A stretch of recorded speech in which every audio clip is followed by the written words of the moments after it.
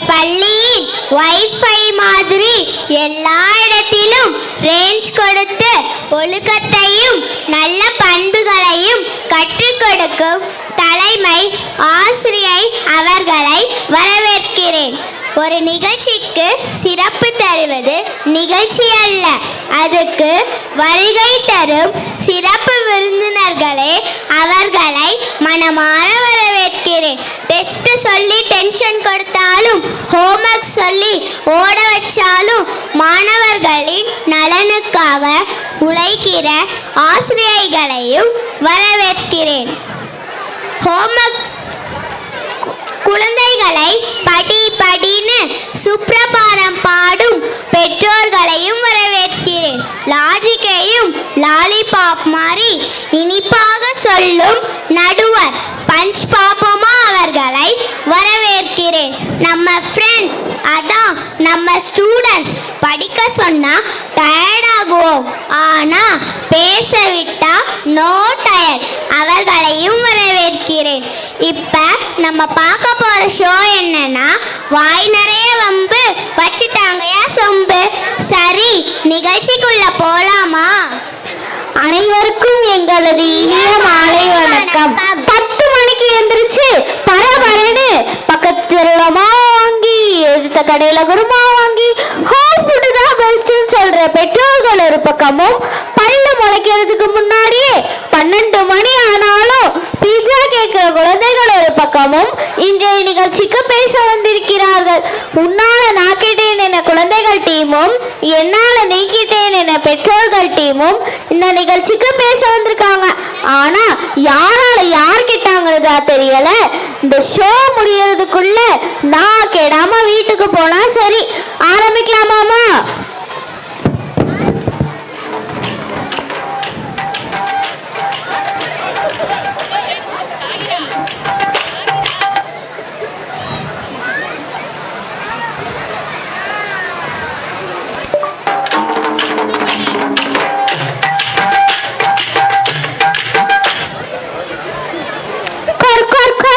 என்ன குத்துறீங்கம்மா? எனக்கு ஒரு சந்தேகம், அது உங்கள்கிட்ட கேட்கலாமாமா? கேளுங்க நடுவரே. 10 இன்ச்சு மேக்கப் போட்டு இவ்வளவு சிம்பிளா கிளம்பி வந்த உங்களுக்கு தலை சீவ நேரம் இல்லையாமா?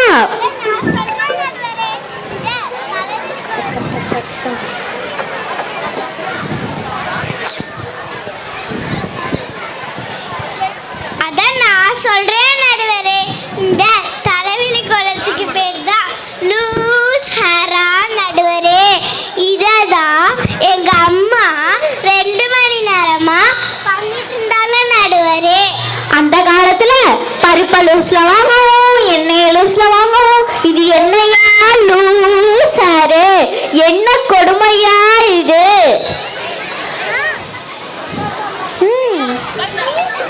அது இருக்கட்டும் நடுவரே, முதல்ல பல்ல கொஞ்சம் காட்ட சொல்லுங்க நடுவரே. பச்சரிசி மாதிரி இருக்க வேண்டிய பல்லெல்லாம் பாசி பிடிச்சிருக்கு நடுவரே. அம்மா சொல்ற பேச்சை கேட்டு பிரஷ் பண்ணியிருந்தா செல்லமே சீரியல்ல வர நிலா குட்டி மாதிரி அழகா இருந்துக்கலாம் நடுவரே. அதை விடுங்க நடுவரே, எங்க அம்மா எப்ப பிரஷ் பண்றாங்கன்னு கேளுங்க நடுவரே. நீங்க எப்பதாம்மா பிரஷ் பண்ணுவீங்க? காலையில எழுந்திருச்சு அவளுக்கு எப்படி யூனிஃபார்ம் போறேன்னு சொல்லி தரணும், வீட்டுக்காருக்கு தோசை ஊத்துறது எப்படின்னு சொல்லி தரணும், மாமியாருக்கு லஞ்ச் எப்படி பேக் பண்றேன்னு சொல்லி தரணும், மாமனாருக்கு குழந்தைங்கள ஸ்கூல்ல கொண்டு போய் விடுறது எப்படின்னு சொல்லி தரணும். இவ்வளோ பிஸியில எங்க சார் டைம் இருக்கு? எல்லாத்தையும் அனுப்பிச்சிட்டு 10 மணிக்கெல்லாம் பிரஷ் பண்ணிடுவேன்.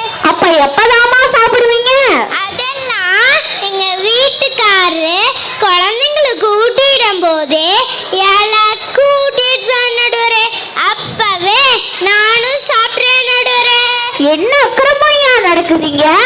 அதை விடுங்க நடுவரே, நானு கிளாஸ் ரூம்ல நுழைஞ்ச உடனே சென்ட் ஸ்மெல்லு தாங்காம பாதி பேரு மயக்கம் போட்டு விழுந்துருவாங்க நடுவரே. ஏமா? எங்க அம்மா குளிப்பாடுறதுக்கு நேரம் பாடி ஃபுல்லா பாடி ஸ்ப்ரே அடிச்சு அம்சச்சு வாங்க நடுவரே. அழகுல மயங்கி நான் பார்த்திருக்கேன், ஆனா அழுக்குல மயங்கி இப்பதான் கேள்விப்படுறேன். உங்க வீட்லயும் இப்படிதான் நடக்குதாமா? ஆமா நடுவரே, எங்க அம்மா நைட்டு ஃபுல்லா பாஸ்ல பார்த்துட்டு காலையில 8 மணி ஆனதும் எங்க அப்பா எழுப்பிட்டோன்னு ஏஞ்சுக்குவாங்க நடுவரே. அதெல்லாம் எங்க அம்மாவை குறையே சொல்ல முடியாது நடுவரே. என்னம்மா சொல்ற? நானே 8 மணிக்கு எந்திரிச்சாலும் 8:10 வேணுக்கெல்லாம் கரெக்டா அவளை மாமனாரோட ஸ்கூலுக்கு அனுப்பிச்சு வச்சிருவேன் நடுவரே. அந்த காலத்துல எங்க அம்மா எல்லாம் கோழி கும்பிட எந்திரிச்சு 10 பிள்ளைங்களுக்கு பக்குவமா செஞ்சு கொடுத்து பாடுபட்டு ஸ்கூலுக்கு அனுப்பிச்சு விட்ட காலம் போய் இப்ப 10 நிமிஷத்துல பக்கத்து தெருவுல மாவு வாங்குறாங்களாம், எழுத்த கடையில குருமா வாங்குறாங்களாம், குளிக்க வைக்க கூட டைம் இல்லாம அனுப்பிச்சு விடுறீங்களேம்மா. என்னம்மா இப்படி பண்றீங்களேம்மா, என்னம்மா இப்படி பண்றீங்களேம்மா.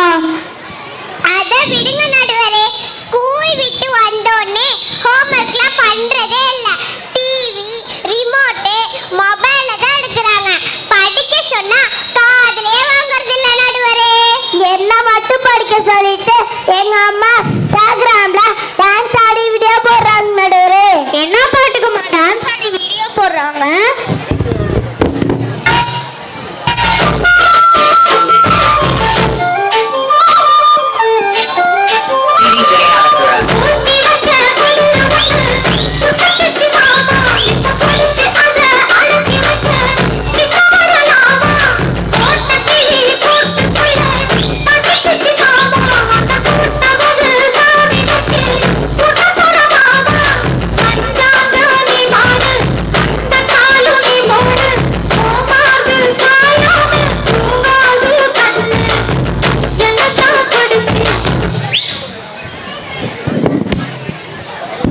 நீ ஆடுறத பார்த்தாலே தெரியுதுமா உங்க அம்மா வீட்ல எப்படி ஆடுவாங்கன்னு.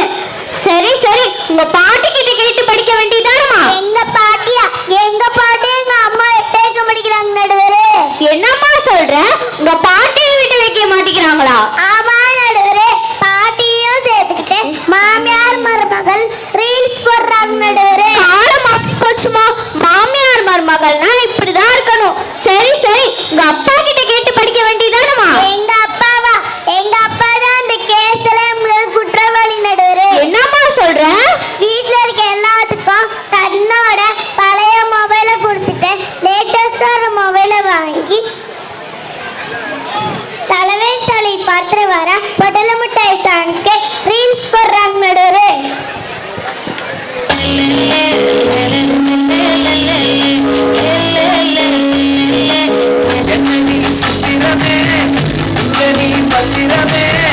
சொல்லடி கட்டளை எத்தனை நான் செய்வேனே. அன்புற புத்தகமே அன்புற கட்டடமே ரத்தமே முத்தமே முட்டுற வரும் விட்டுறனே. ஒன்ன கண்டு விட்டுறனே, சேட்டையில சிக்கிறனே, கொஞ்சம் கொஞ்சம் மிதந்து போகிறேன். சபாஷ், குடும்பம் நல்லா விளங்கிரும். சரி சரி, உங்க அத்தை கிட்ட கேட்டு படிக்க வேண்டியதானமா? அவங்க காலேஜ்ல இருந்து வரும்போது ஹெட்செட் மாட்டிக்கிட்டு ரூமுக்கு போய் கொயாச்சுமா பம்சிச்சுமா இராக்கே அப்படின்னு சொல்லி கொரியன் சீரிஸ் பார்க்குறாங்க நடுவரே. இராக்கே ஹம்சா. உங்க அத்தையும் இந்த லிஸ்ட்ல சேர்த்துட்டீங்களாமா? சரி சரி, நீங்க என்னதான் சார் சொல்ல வந்திருக்கீங்க? எப்ப பார்த்தாலும் அவன் தம்பி கூட சண்டை போட்டுக்கிட்டே இருக்கா நடுவரே. டெய்லியும் யார் மண்டோடைய போதும் பக்கு பக்கு இருக்கு நடுவரே. போன வாரம் அப்படிதான் இவன் தம்பி மேல தூக்கி எறிய, இவன் மேல கிரிக்கெட் பால் எறிய, ஒரே கூட்டுதான் நடுவரே. நீதான் நீங்க மத்தி அண்ணா மாடி தாங்கள் கூட கார் பார்க்கிங்காரன் சண்டை போடலையா? அவர் அங்க சட்டை கிழிக்க நீங்க அவர் தலைமுடி எழுக்க அந்த அங்கோட கையோட வந்துடுச்சு. இந்த ஆண்டி கூட அந்த உங்களை காணாங்கானன் தேடி